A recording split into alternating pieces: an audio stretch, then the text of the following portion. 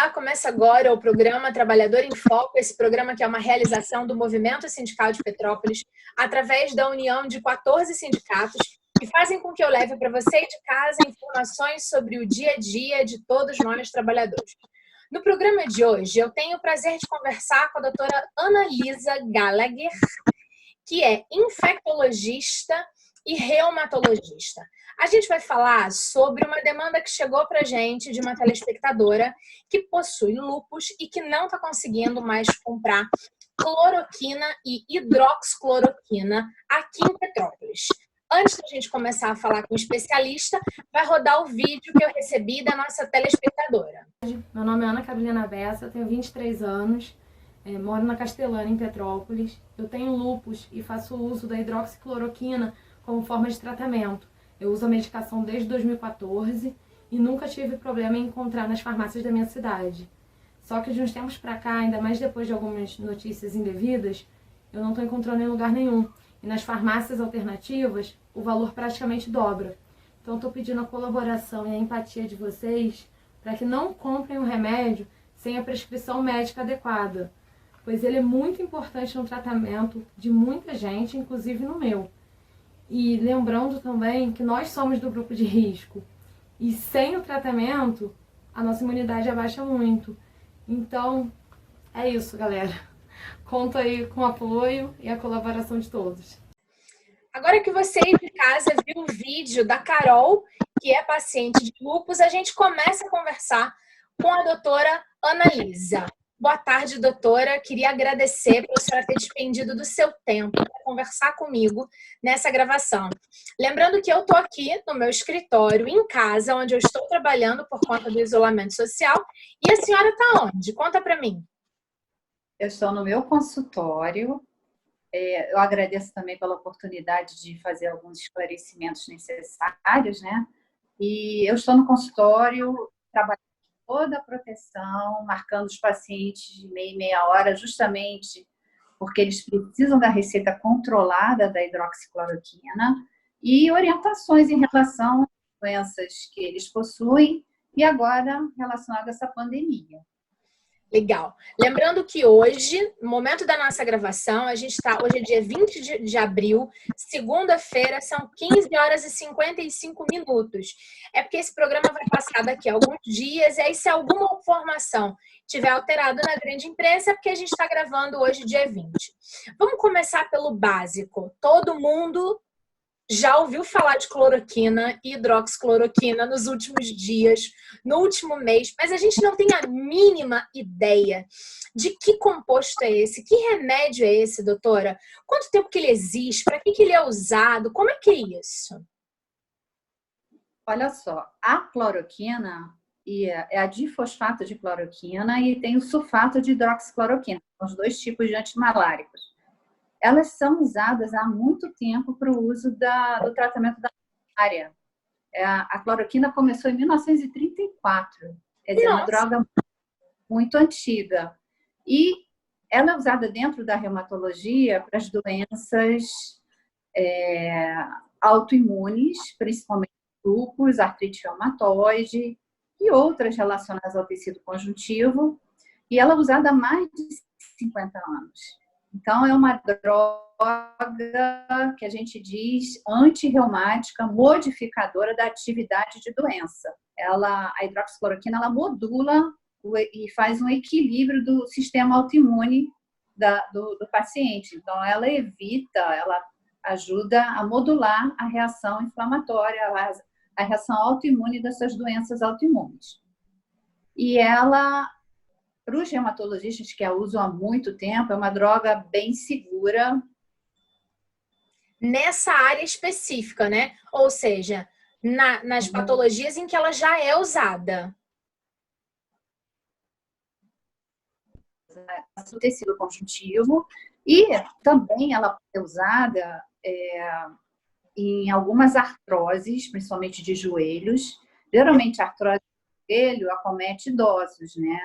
Então, ela é usada quando o paciente tem uma atividade inflamatória que a gente detecta no exame de sangue, um PCR alto, um VHS alto, e aquele joelho está inflamado, a hidroxicloroquina, que é a medicação que o reumatologista usa mais, ele não usa muito cloroquina, ele usa mais o sulfato de hidroxicloroquina porque ela é mais segura, principalmente para alterações oftalmológicas. Então, é difícil você escutar alguém usando dentro da reumatologia cloroquina, difosfato de cloroquina. Ela foi usada anteriormente, mas se descobriu que a hidroxicloroquina, o sulfato de hidroxicloroquina, é muito mais segura, principalmente em relação à parte visual. E um dos efeitos da hidroxicloroquina ou dos antimaláricos, mais importante, é o acometimento da retina, do fundo de olho. Então, a gente faz um controle anual com todos os exames para ver se está tudo bem e que a pessoa possa continuar fazendo uso da medicação. Porque é uma medicação a longo prazo, as pessoas usam anos e anos, principalmente o lúpus, que não tem cura, né, nem artrite reumatoide, então elas usam durante muitos anos, a longo prazo, e quando a atividade de doença está equilibrada, a gente pode diminuir a dose, então a gente faz em dias alternados, mas sempre com controle médico e controle, exames oftalmológicos, sempre. Sempre a gente faz esse controle. Vamos fazer duas pontuações sobre duas doenças que a senhora falou, que são tradicionalmente comentadas, mas que talvez a gente não conheça tão bem. Você falou de lúpus e de artrite reumatoide, não é isso? Que são duas doenças que o consomem com periodicidade em longo prazo a hidroxicloroquina. Como é que são essas doenças? Quais são esses sintomas? O que esses pacientes sentem biologicamente, fisicamente, quando eles não estão devidamente medicados? Olha só, o lúpus é uma doença diferente da artrite reumatoide. É uma doença que atinge o tecido conjuntivo. Então, você pode ter alterações de órgãos no lúpus, porque você tem uma reação imunológica e ela pode afetar principalmente o endotélio dos vasos e fazer doença de órgão, principalmente rim, coração, pulmão. Então, o lúpus é uma doença que requer mais cuidados porque ela afeta órgãos.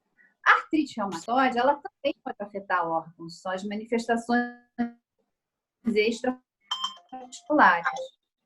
Mas o foco maior são as articulações, porque ela destrói a articulação, ela deforma e ela faz erosões ósseas. Então, é uma doença debilitante, né? Principalmente na parte de mobilidade. Então, são doenças diferentes. E o diagnóstico... Todas são tratadas com a mesma medicação. Elas são tratadas com essas medicações antirreumáticas controladoras de atividade de doença, de atividade, mas junto com outras medicações mais modernas, mais modernas e específicas, elas, digamos assim.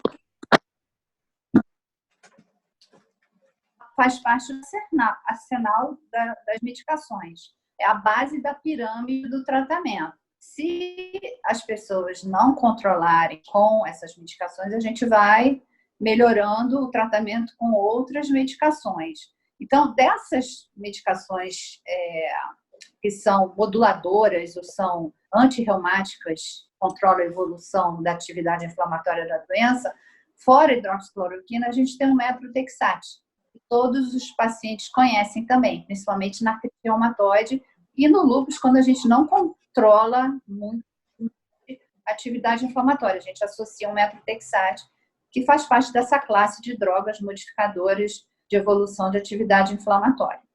Então, o lúpus é uma coisa, a artrite é outra, e também a gente usa hidroxicloroquina na artrite reativa da chikungunya. A chikungunya foi, ano passado... retrasado, não é? Lotou os consultórios dos reumatologistas e ela foi usada na fase crônica da chikungunya. E ela ajudava também a tirar a inflamação da artrite crônica da chikungunya, junto com o methotrexate também. Então, a cloroquina e essas drogas modificadoras de evolução da atividade de doença elas são muito úteis em outras doenças também, fora o lúpus, né? Toda doença que atinge o tecido conjuntivo,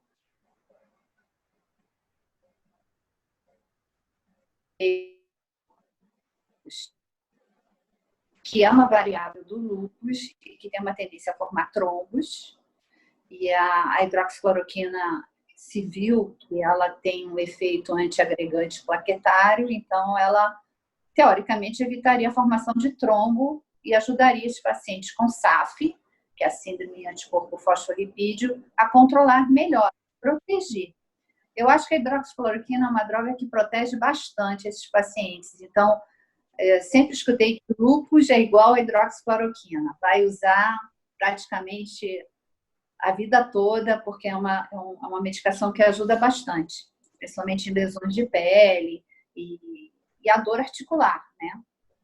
Certo. Então, elas são muito seguras. Então, a ausência do medicamento durante o tratamento é, com certeza, um agravante muito sério nessas doenças. Sim, elas podem, porque o lúpus, ele pode estar estacionado, não tem cura. Mas eu falo para os pacientes, ele não tem cura, mas a gente pode, com as medicações e com controle médico e medicamentoso, deixá-la equilibrada, sem altos e baixos, deixá-la numa linha reta. Mas essas medicações ajudam. Agora, tem outros fatores que podem desequilibrar, principalmente no lúpus, a parte emocional, algum fator de estresse, alguma infecção. Então, desestabiliza a reta que a gente quer do equilíbrio. Mas tem muitos pacientes que controlam muito bem sua doença com o uso dessas medicações. Certo. Você sabe dizer qual o percentual da população que tem doenças como lúpus e a outra artrite que você falou, para a gente conseguir entender o percentual de população que toma esse remédio no Brasil ou no mundo? Olha, eu peguei uns dados do Ministério da Saúde e da Sociedade Brasileira de Reumatologia. Certo. O lúpus, ele pode acometer 65 mil brasileiros no Brasil todo. Geralmente é mais mulheres, 1 para 1.700 mulheres têm lúpus. No Rio de Janeiro, 4.000 mulheres podem ter lúpus. Em São Paulo, 6.000 mulheres. Certo. É uma proporção de 1.700. E a artrite reumatoide, 1% da população mundial ter artrite reumatoide. No Brasil, 0,5% a 1% teria artrite reumatoide. Que são as mais comuns e que fazem uso dessa droga que a gente está falando. É para a gente conseguir entender de quanta gente que a gente está falando que pode ser diretamente prejudicada por conta de uma compra de um remédio que não vai surtir efeito para uma determinada doença ou outra que a gente está discutindo, né? Sim, com certeza. Uma coisa muito importante que a gente fala sempre quando ouve falar, quando o médico fala, ou quando a gente conversa com algum médico, a gente fala sempre da questão da medicamentos têm que ter prescrição médica, né? Falamos que a cloroquina e hidroxicloroquina são indicadas aí no caso da lúpus e da artrite com a devida prescrição médica de um especialista que é o reumatologista. Agora, o que essas substâncias podem gerar no corpo de uma pessoa que não tem essas doenças e que decide consumir porque acha que talvez, quem sabe, essa medicação pode prevenir o Covid-19, que é o que a gente está vivendo, a grande pandemia desse momento? Então, a hidroxicloroquina não foi nada comprovado. Estudo cientificamente feito nas bases científicas adequadas, ela não foi comprovada ainda como tratamento do coronavírus. Sim. Eu gosto de defender a hidroxicloroquina por causa da reumatologia. E eu ficaria muito feliz se fosse comprovado que ela poderia ajudar na infecção do coronavírus. Mas eu tenho certeza, eu estudo bastante por causa da infectologia, eu li os estudos que ela foi usar, eu vi feitos de metodologia científica, tanto no estudo de eles usaram a cloroquina, eles não usaram a gente usa mais cloroquina por ser mais segura, eles usaram difosfato de cloroquina, e eles usaram numa dose muito alta, eles usaram como dose mais de tratamento para malária. Geralmente a gente usa 4 miligramas por quilo da cloroquina por dia, eles usaram 10 por quilo. Então foi uma dose mais que o dobro, e essa medicação alterações, principalmente cardíacas. Então, a medicação tem que ser usada na dose preconizada certinho. Elas às vezes têm reações alérgicas, elas podem ter reações de coceira no corpo, manchas escuras no corpo, porque o sol ativa na pele e pode dar manchas escuras. Ela pode dar vômito, pode dar náuseas, e o pior problema é a alteração na retina. Por isso que todo mundo que vai fazer cloroquina em casos de doença reumática, que vai fazer a longo prazo, sempre a gente pede uma avaliação do oftalmologista. Ele faz todos os testes, fundo de olho, ele avalia a retina, ele faz tudo para liberar o uso da medicação. Então a gente fica mais tranquilo. Então quem vai na farmácia e compra uma medicação que não tem nenhum controle, não sabe nem como é que está a parte renal, hepática, e vai usar esse remédio, pode ter algum efeito colateral danoso. Então, todo remédio tem que ter prescrição médica. Até anti-inflamatório, até aspirina tem que ter. E agora eles resolveram fazer o controle da hidroxicloroquina porque as pessoas estavam comprando, né? E sem controle. E as pessoas que realmente precisam estavam sem conseguir comprar a medicação. Mas é super importante. Então, a partir de agora, a hidroxicloroquina só pode ser adquirida com aquela guia que tem cópia, que você tem que escrever o seu nome, o CPF. É esse tipo de guia agora por conta da pandemia? Meus pacientes agora, eles só conseguem comprar com a receita branca controlada. Não é a receita azul. A azul é a mais complicada.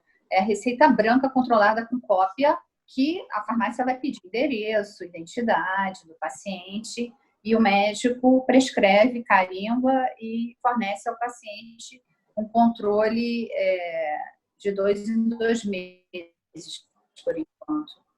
Eu geralmente faço para esses pacientes a receita de 4 em 4, de 3 em 3, mas agora eu estou fazendo de 2 em 2, para melhor controle.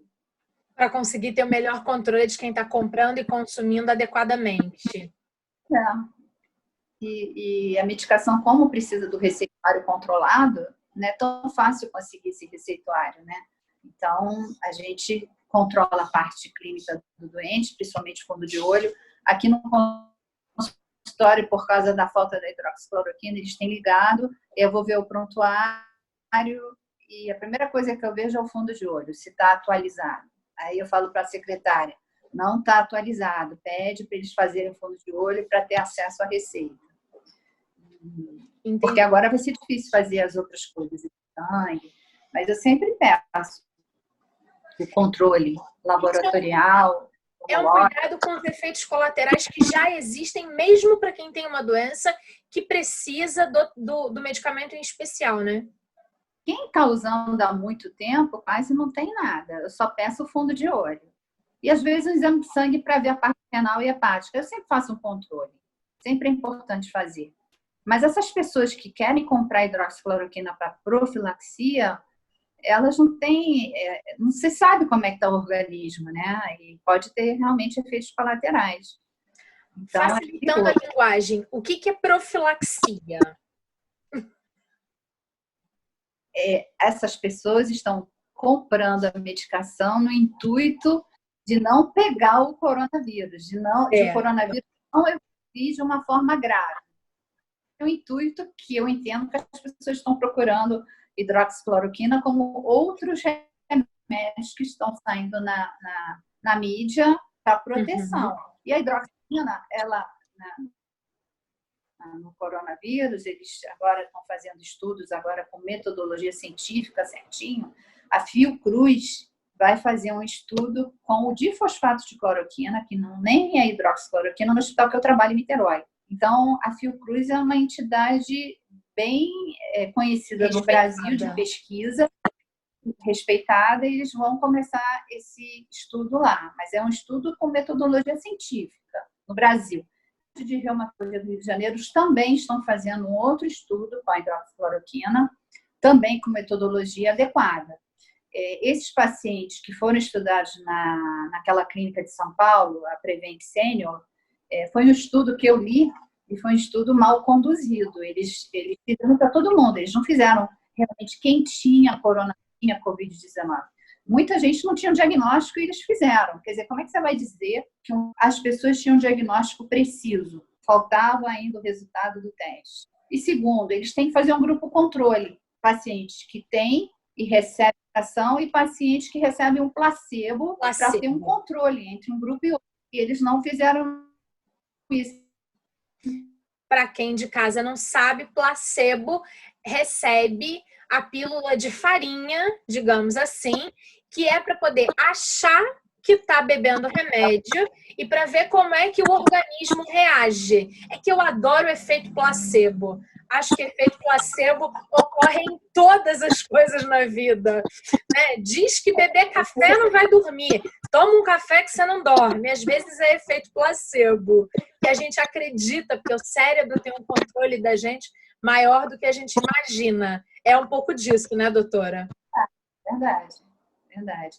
E nesse estudo teve isso, teve vários erros, né? Então, eles quiseram fazer para comprovar, mas fizeram de uma maneira que não foi adequada. Então, teve várias críticas, como está tendo. Foi lançado há poucos dias, né? Esse estudo aí para a mídia.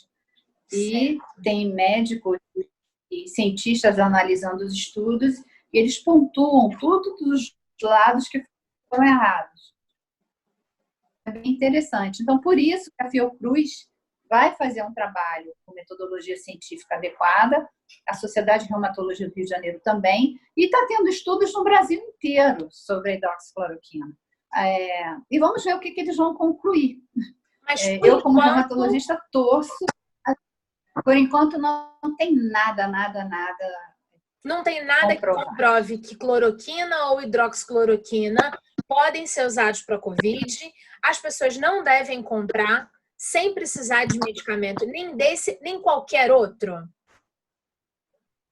Sim. Esperar e sempre ser orientado por um médico, né? Não comprar da sua cabeça. Certo. Isso aí é muito perigoso. Não existe ainda um medicamento que possa ajudar a não pegar Covid-19. Sendo extremamente prática, não existe um anticoncepcional, não é? Não existe aquela coisa que você toma todo dia e aí não vai ter Covid. Como toma todo dia o anticoncepcional e, em via de regra, não vai engravidar. Nada parecido com isso até o momento. É isso, doutora? Não tem. E eu queria aproveitar esse momento para dizer que os pacientes que têm doença reumática não parem seus remédios. Porque se eles pararem,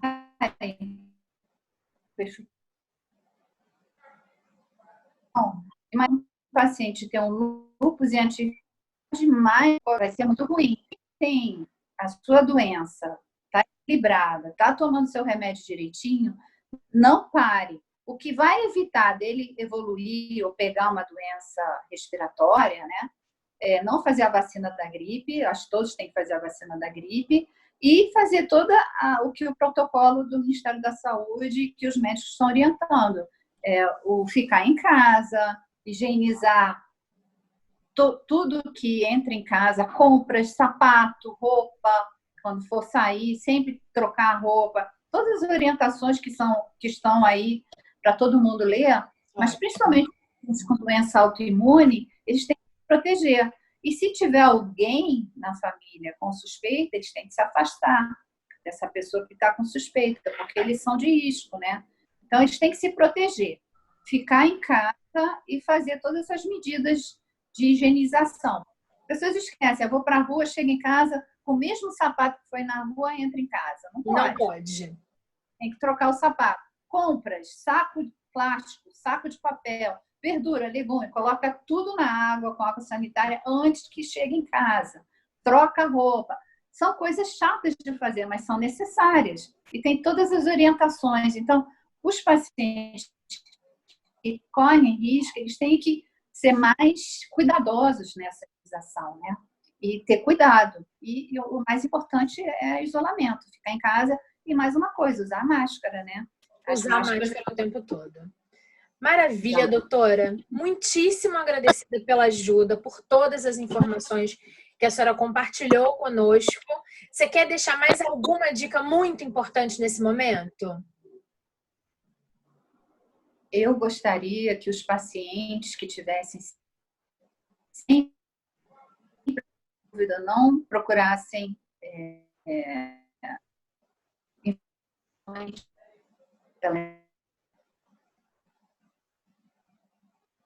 porque por telefone, consulta, qualquer dúvida eles podem procurar.